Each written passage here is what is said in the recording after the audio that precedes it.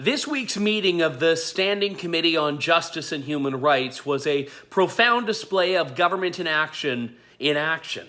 What happened, of course, was the MPs from the Liberal, New Democrats, and Conservatives all banded together to support an NDP motion to scrap a video stream of the committee meeting that was already in progress. This was the stream of testimony by Lindsay Shepherd, Mark Steyn, and John Robson as part of the committee's deliberations on online hate.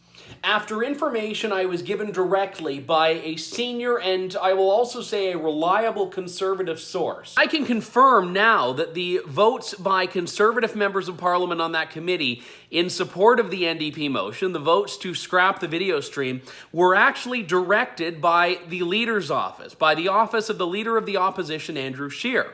It was a directive that came from Andrew Scheer's team to support this motion so that there would be no videoing of the proceedings that happened.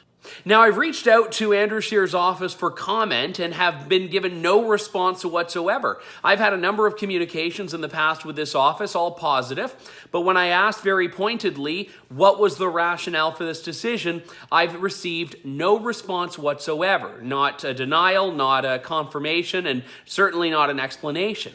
Why this is relevant is because we're talking about the idea of free speech. A position that Andrew Scheer has on numerous occasions espoused support for, a position that I've talked to him about. I've interviewed Andrew Scheer about his position on free speech and trust that he cares a great deal about it. When the chips were on the table, the Conservatives were in lockstep with the Liberals and New Democrats.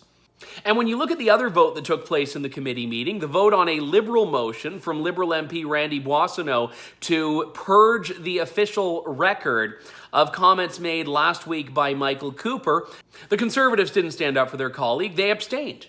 They did not enter votes at all, even though one MP, John Broussard, said very accurately that this motion was a stunt. They still didn't vote against it. The problem here on the committee was that the Liberals and New Democrats wanted to effectively mitigate the platform that Mark Steyn, Lindsay Shepherd, and John Robson would have. Now, for background, these were among the only people testifying before this committee in the last 2 months that actually took a pro-free speech stance.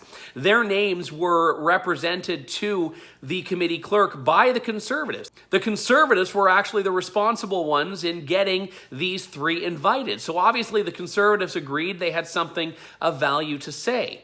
But things changed a bit. I think last week's decision by Andrew Scheer to kick Michael Cooper off the committee, the decision that was no doubt not appealing to the people that were criticizing Cooper and the Conservatives in the first place, the decision that I criticized, that resulted in much media attention, almost all negative towards the Conservatives. This was the new backdrop of the committee meeting this week. And I suspect the Conservatives were very afraid. The Conservatives were afraid that video of something controversial that Lindsay Shepherd or Mark Steyn or John Robson may have said would end up being something that they had to defend. But that misses the mark of what this whole free speech discussion in Canada needs to be about. Supporting one's right to speak does not mean you support the words that are uttered. It means you want a different perspective. When you look at what happened in that abomination of a committee meeting from NDP Member of Parliament Randall Garrison, he had 6 minutes to question the witnesses on absolutely anything. He could have held Mark Steyn to account for a book he's written. He could have held Lindsay Shepherd to account for a video she's done. He could have held John Robson to account for a column he's written. But instead, what Garrison did was use his entire time to filibuster. He watched the clock, making sure to not leave a second of air until his time was out. He deplatformed the committee witnesses because he, as an NDP Member of Parliament, fundamentally does not agree with the idea that they had a right to speak their mind, and more importantly, that there could be some value in the committee or Canadians hearing a different perspective. That's what we're up against, and that's why it's so paramount that Canadians have an ally in politics who's going to take up this fight.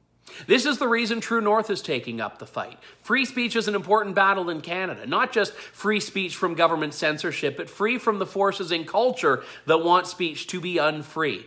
We're going to continue to fight for that, but we need your help. If you can give us some support as an independent media operation, please do. Head on over to tnc.news, and there's a link in the description box, and join my Heritage Club for just $10 a month. For True North, I'm Andrew Lawton.